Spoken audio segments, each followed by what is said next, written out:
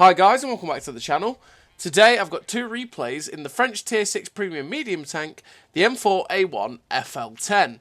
Now this is a little French medium tank that I'm not really a fan of, and that's because it's big, it's fat, it's not got any armour, its camo's not that great, the gun handling's a little bit disappointing, and yeah, it's just not that scary, really, with its clip. Now, having this clip is quite nice. You can deal a fair bit of damage, and the 13 or 14 second reload on the actual clip itself is pretty nice, and the intro clip ain't that bad. It's just the fact that with 135 alpha on the shell damage, it's just not that scary, is it? So people aren't afraid to take a hit from you and then deal lots of damage back to you.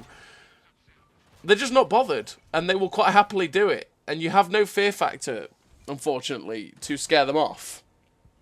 And while you do fire these shells pretty quickly, like I say, and the gun handling can be a little bit disappointing as well in hitting those shots, you generally don't feel like you're doing too much to people. And like this VK3001P, if he's got the right gun, which he doesn't, he could hit me for 220 alpha if he wanted to, and I'd hit him for 1.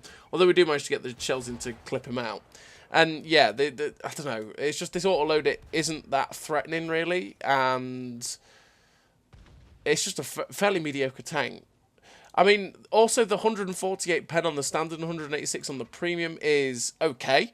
It's not that bad, to be fair, for a tier 6 medium tank, but it really means you get let down a lot in a tier 8 game, for example, where you do start to struggle a little bit with a lot of the tanks to be able to pen them, and yeah, then again, you don't really have much going for you in the fact that your gun handling's a little bit mediocre and your damage is really, really sad.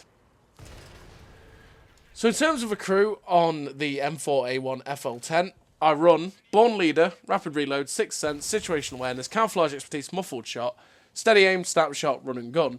The 3 gun perks, because like I say, the gun handling is a little bit disappointing at times.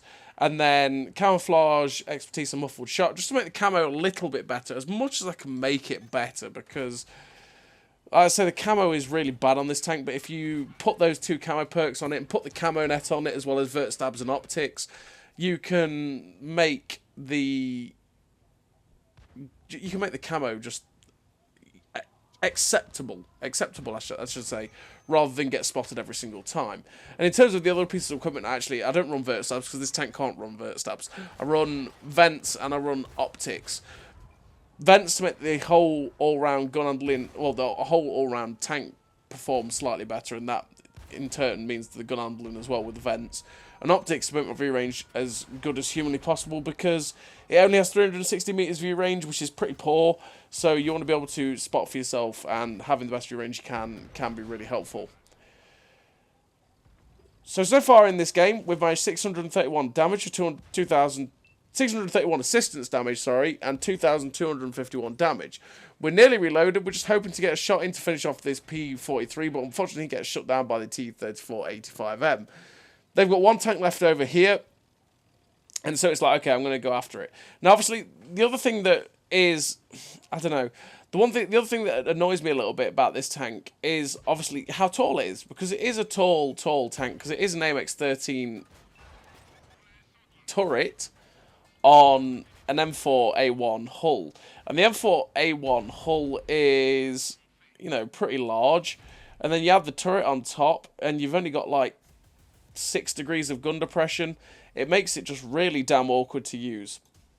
But we did finish that game with the Ace Tanker, the Confederate, the Sniper, the High Caliber, 1730 base XP. Really nice game for the M4A1 FL10. But yeah, the gun depression is also slightly awkward because of how tall this tank is, and it can make it a bit of a pain to get the gun down on tanks in certain positions. It also makes it a bit of a pain to use on ridge lines as well, because you really have to overexpose yourself, and because of that you will take hits more often than not, and that's just frustrating.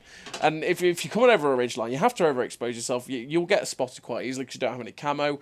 You'll get shot and penned really easily. You don't really have much time to aim the shots because you have to try and take the shots quickly, otherwise you'll get shot at, and thus the bad gun handling comes in. I don't know, I'm just not a fan of this tank really, for a lot of reasons like that. We're on the second replay, and on the second replay, we are on El Alamein. El Alamein. There we go. We'll get there in the end. El Alamein. And we are going to move to the position at J4. Because I like the position at J4, because I can get up on that little hill, that little ridge there, and try and put shots out at other people without really... Well, I will end up getting spotted, but I can, you know, surprise people over that little ridge and get shots at them, as well as other people spotting and stuff. We're in a Tier 7 game, which is not the most ideal for the tank. Like I say, if anyone looks at us, we die. As you saw in that last game, there was a VK3601H or a 3001H, one of the two. One of those, you know, the Tier 5 or the Tier 6 anyway. They had the derp gun, and he fired AP, and he penned me for 350. Now, he had my side, but his AP's only got 60 pen. So it shows you how little armour this tank has. And you've got to be careful of derp guns, because derp guns like it. If you've got a tank like a KV2 looking at you, oh boy, KV2 can pen you with its HE, with 86 pen, and it will not go well for you. It can actually one-shot you, which is, yeah, not nice. And if a lot of derp guns, a lot of the standard derp guns at the tier actually shoot at your turret and hit the front of the turret or the side of it, a lot of the time they'll also pen the turret with their guns which have like 53 pen on the HE, you know. So you just got to be very, very wary of that. Derp guns do like you. Not as much as the SDRV M4257, which is a competitor that you face at this tier, because derp guns absolutely love that tank, and they will pen the hull easily, but that's not quite the case for this tank. But you do have to be wary of the derp guns, because they can pen you. So we come straight over the ridgeline, we play very aggressively, we managed to get a shot in to finish off one guy, and the Lorraine gets spotted at the back of the map, and it's like, okay, get rid of that man. There's 3 artillery, we want to get rid of one of them if we spot them up, which is nice. He actually ends up getting shot down. And now we're on a reload, we end up spotting the medium tank that's coming over at F4-3, and it's like, okay, I've just got to get safe, get myself protected with this rock to not take a hit while I'm reloading, because naturally you don't want to bleed hit points while you are reloading. But now we are reloaded, it's like, okay, well, hello, Mr. Type 58, I'm back to deal some damage. We get 2 shots in, try and go for a third. Unfortunately, it misses. We're up to 1,000 damage with 1,108 assistance. And once again, we're reloading. But like I say, I mean, you know, the reload is really quick on this tank, so it doesn't take too long to get the clip in, and it doesn't feel like you're waiting too long to get the clip in, you know. You don't feel like you're twiddling your thumbs too much. We managed to get a nice ram into that SDRV M42 as we came over, finished him off, and instantly went for the reload. And we're just going to boost our reload with food and try and get the clip in so we can start shooting this medium tank that's down in front of us. We were going to try and hopefully get a kill on the Type 58, but that didn't happen. This SDRV 74 is in the open. We come over, get one in, and he gets shut down. So I'm just going to try and poke up on top of this little ridge here now. See if I can spot anything that's down below. I was thinking maybe going over to shoot the other medium tank, but I thought better of it, because I might end up getting shot by things that could be camping at B5, and we don't really want that. So we're going to get into a different flanking position to get a shot at this Leo. So this Leo ends up starts getting shot up by my team. We start pummeling the shots in, and we do manage to shut him down. We've got 1 left in the clip, so it's get that into the SU-8, because you always want to shut down the artillery. He's looking at us, and it's like, hell no. He tries to get a shot at us. Fortunately for us, he misses, and he's getting absolutely farmed by this Crusader. And I'm like, please don't kill him, Crusader. I want him. I want him. Yay! Thank you, Crusader, for not killing him. We get to shut him down. Well, I say thank you, Crusader, for not shutting him down, because the Crusader ends up getting blapped. But then we spot this T-67, which has been camping at the back, so we get 1 shot into him. Unfortunately, the other one doesn't go in. And it's like, right, okay, you know, I've got 1 left. I'm going to get this into this Champion Panther. But the awkward gun depression there means we just can't quite get the gun depression down before we take a hit, which we do.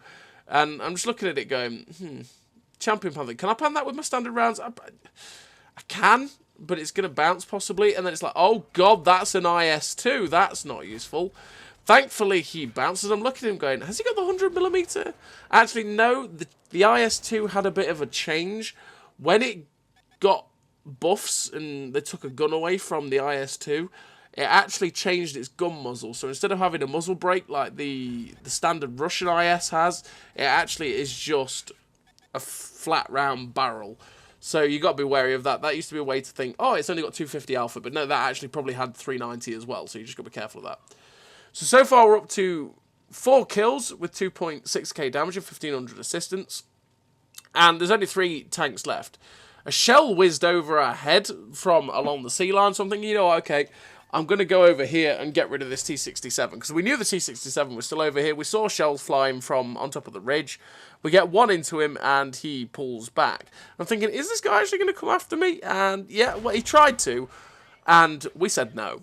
We get rid of that T-67 there, and we put ourselves into 5 kills for 2.8k damage. There's just the hammer left, which is why we've loaded the APCR, because we were going to make sure that we're guaranteed to go through this guy, because the 148 pen, while it, you know, it's enough to go through a Tiger 1, isn't always going to go through a Tiger 1. It can bounce quite easily on him, really annoyingly. But we do manage to get the finishing kill on that guy. I finished with 6 kills, 3k damage, ace tank of the high caliber, the Confederate, the Top Gun, 2.2k base XP, 1600 resistance. A really great game for the M4A1 FL10, which, to be honest, is not the best of tanks, and I'm not really a fan of it. So as always, everybody, thank you very much for watching. I'll see you next time.